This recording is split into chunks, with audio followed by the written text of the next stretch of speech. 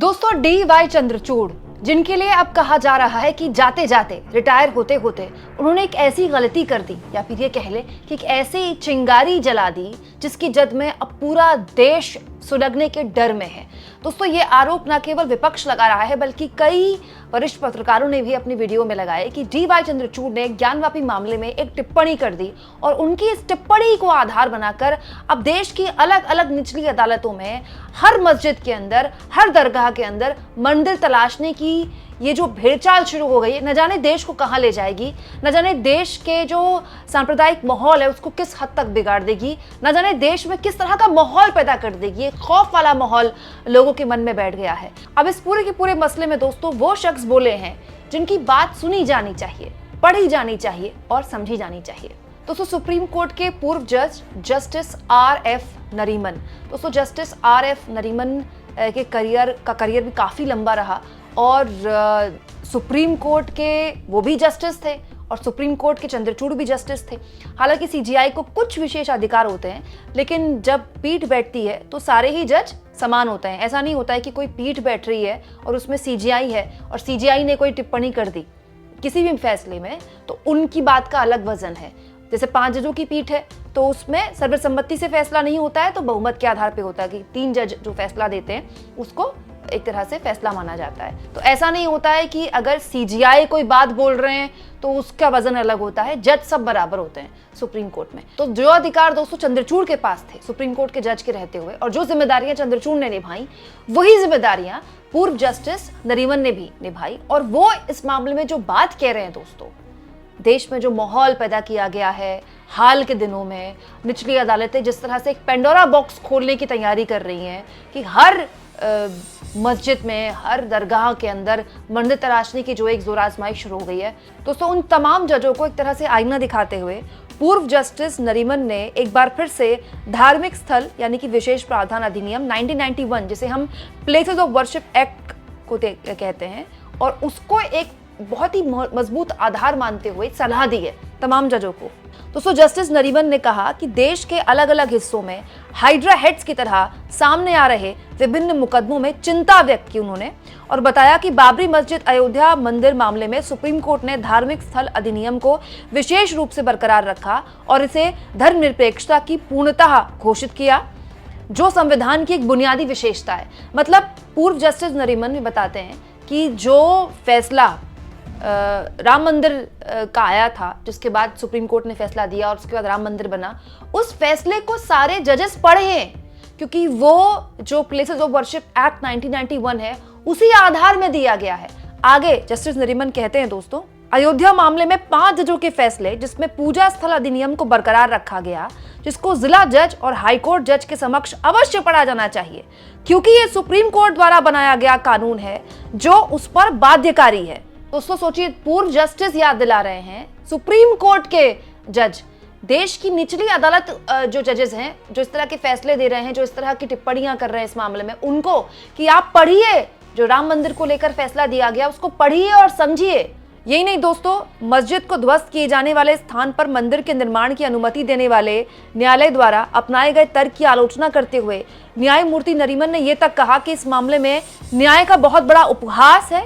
यह हुआ कि धर्मनिरपेक्षता को उसका हक नहीं देना चाहिए। दोस्तों, exactly word to word justice Nariman ने क्या कहा मैं आपको बताती हूँ। उन्होंने कहा, आज हम देखते हैं कि पूरे देश में हाइड्रा हेड्स की तरह हर जगह मुकदमे दायर किए जा रहे हैं, न केवल मस्जिदों के संबंध में बल्कि दरगाहों के संबंध में भी। मेरे अनुसार इसका मुकाबला करने का एकमात्र तरीका है, क्योंकि ये सब सांप्रदायिक तनाव और वैमनस्य को जन्म दे सकता है जो हमारे संविधान और पूजा स्थल अधिनियम दोनों से परिकल्पित है। इस सब को रोकने और इन सभी हाइड्रा हेड्स को रोकने का एकमात्र तरीका बाबरी निर्णय, जिसने पूजा स्थल अधिनियम को बरकरार रखा, में इन 5 पेजेस को लागू करना और प्रत्येक जिला कोर्ट और हाई कोर्ट के समक्ष इसे पढ़ना है, क्योंकि ये 5 पृष्ठ 5 पेजेस सुप्रीम कोर्ट द्वारा कानून की घोषणा है जो उस पर बाध्यकारी है। एक बार ऐसा हो जाने के बाद यह स्पष्ट है कि पूजा स्थल अधिनियम अपना उचित रास्ता अपनाएगा।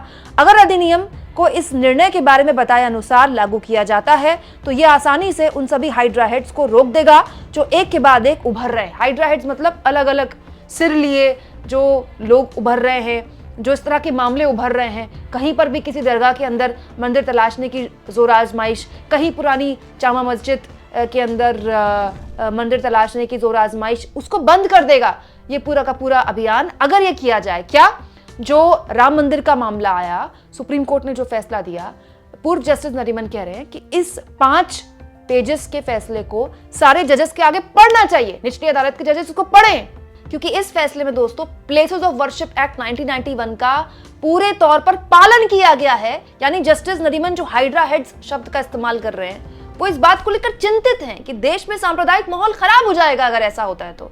मैं हैरान हूं दोस्तों कि पूर्व जस्टिस नरीमन इस तरह के मामलों में खुलकर बोल सकते हैं, लेकिन पूर्व जस्टिस चंद्रचूड़ क्यों नहीं इस मामले में खुलकर बोल रहे हैं। इनफैक्ट वो रिटायरमेंट के बाद पॉडकास्ट वगैरह भी कर रहे हैं, आजकल तो इंटरव्यू वगैरह भी खूब दे रहे हैं और मीडिया में तो काफी छाए रहने का शौक भी रहा है चंद्रचूड़ साहब को। तो चंद्रचूड़ साहब इस मामले में क्यों नहीं बोल रहे हैं? चंद्रचूड़ साहब के फैसले की खुलकर आलोचना हो रही है। और दोस्तों यहाँ मैं आपको ये भी बता दूं, चंद्रचूड़ साहब ने ज्ञान वापी मामले में कोई फैसला नहीं दिया था, उन्होंने मात्र एक टिप्पणी की थी।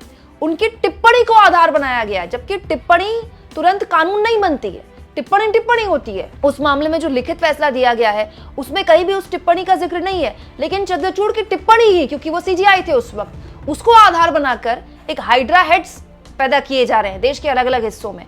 और ये हर लिहाज से देश के सांप्रदायिक माहौल के लिए खतरनाक है दोस्तों, क्योंकि हम अपने देश को एक ऐसे माहौल में ले जा रहे हैं जिसका उसके बाद कोई वापसी नहीं है, कोई अंत नहीं है। दोस्तों अब यहाँ पर जो लोग नहीं जानते, मैं उनको फिर आसानी से बता देती हूँ। ज्ञानवापी मामले में 2022 में एक मौखिक टिप्पणी की थी सीजीआई ने। उन्होंने कहा था प्लेसेस ऑफ वर्शिप एक्ट 1991 15 अगस्त 1947 की स्थिति के अनुसार किसी भी संरचना के धार्मिक चरित्र की जांच करने पर रोक नहीं लगाता। ये नहीं कहा था सीजीआई ने कि उस पूरे के पूरे हिस्से का या उस संरचना को आप बदल दीजिए, लेकिन सीजीआई ने एक तरह से जांच करने पर रोक नहीं लगाने वाली टिप्पणी बोलकर एक लूप होल दे दिया। एक आप कह सकते हैं कि एक ऐसा तरीका ढूंढ निकाला इस एक टिप्पणी के जरिए ऐसे लोगों ने कि भाई ये सीजीआई कह रहे हैं ना, उस वक्त ये सीजीआई कह रहे हैं कि जांच करने से नहीं रोक सकता, तो अब हम भी तो जांच ही करना चाहते हैं। हम थोड़ी कह रहे हैं कि मस्जिद गिरा दो, हम थोड़ी कह रहे हैं कि कोई दरगाह गिरा दो। ये जांच करना ही अपने आप में, देखिए सिर्फ एक जांच करने की खबर, संभल में 4 लोगों की जान ले गई। और संभल में जो कुछ भी हुआ वो अपने आप में केस स्टडी है, क्योंकि इसमें जो स्थानीय अदालत है उसकी भी खूब आलोचना की सामाजिक संगठनों ने, राजनीतिक दलों ने, अखिलेश यादव ने या दूसरे दलों ने, और इसके अलावा पत्रकारों ने भी और कानून के जानकारों ने भी। दोस्तों उसी दिन याचिका डाली गई, उसी दिन सर्वे के आदेश आ गए और उसी दिन सर्वे भी हो गया। और उस दिन, जिस दिन पहले दिन सर्वे हुआ, उस दिन कुछ नहीं हुआ, शांतिपूर्ण तरीके से सब कुछ हो गया।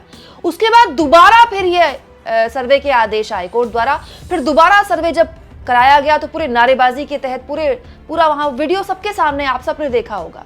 तो बड़ा सवाल ये है दोस्तों कि संभल में जो हुआ या फिर अजमेर शरीफ की दरगाह में जो डर दिखाया जा रहा है, ये देश के लिए अच्छा नहीं है। और ये किसकी वजह से हो रहा है? डीवाई चंद्रचूड़ की वजह से हो रहा है, डीवाई चंद्रचूड़ की एक टिप्पणी की वजह से हो रहा है। अब दोस्तों मैं ये मानती हूं कि अगर जस्टिस नरीमन इस मामले में खुलकर बोल सकते हैं कि इस तरह के हाइड्रो हेड्स नहीं होने चाहिए देश में, इस तरह के मामले देश के सांप्रदायिक माहौल को खराब करते हैं, तो मुझे लगता है कि अब चंद्रचूड़ को भी सामने आना चाहिए। चंद्रचूड़ देश के हर मुद्दे पर बोल रहे हैं, इंटरव्यूज पर इंटरव्यूज दिए जा रहे हैं, तो इस मामले में क्यों नहीं आते कि मैंने सिर्फ एक टिप्पणी की थी, मेरी टिप्पणी को गलत आधार बनाकर आप अलग अलग मामलों में देश में सांप्रदायिक माहौल मत खराब कीजिए। भाई पूर्व जस्टिस के तौर पर तो वो भी बोल सकते हैं ना। दोस्तों जस्टिस नरीमन ने बिना नाम लिए एक तरह से जस्टिस चंद्रचूड़ की टिप्पणी की एक तरह से न केवल आलोचना की है बल्कि सही रास्ता भी दिखाया है।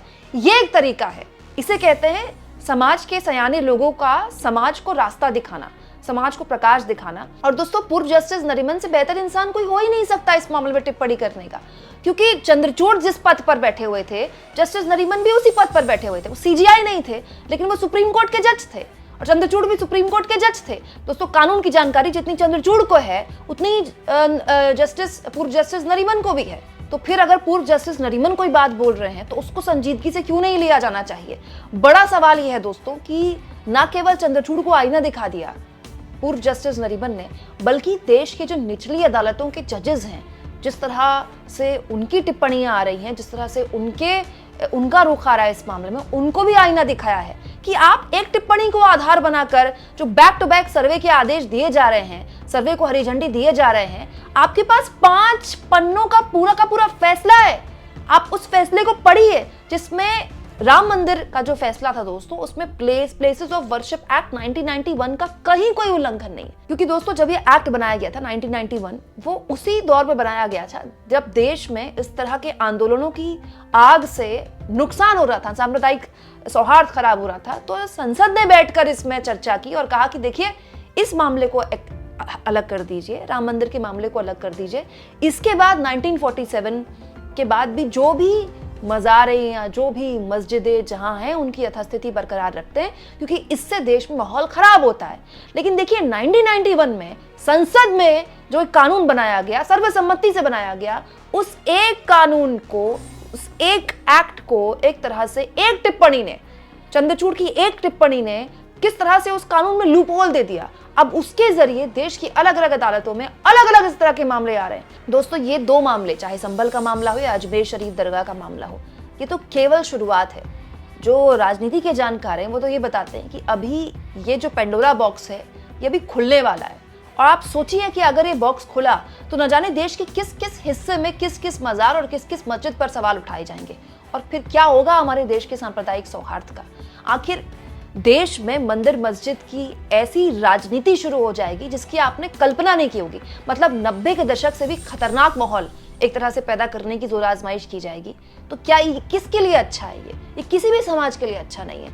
और ये एक ऐसा देश जो 5 ट्रिलियन इकोनॉमी बनना चाहता है, जो 2047 में विकसित भारत बनना चाहता है, जो तीसरी सबसे बड़ी इकोनॉमी बनना चाहता है, ये उसके लिए ठीक नहीं है। और उसके लिए तो बिल्कुल भी ठीक नहीं है जो जीडीपी के आंकड़ों में लगातार गिर रहा है, जिसका पैसा जो है, जो करेंसी है वो डॉलर के मुकाबले लगातार गिर रहा है, जहां बेरोजगारी और महंगाई लगातार बढ़ रही है। उस देश के लिए, उस समाज के लिए तो बिल्कुल भी ठीक नहीं है।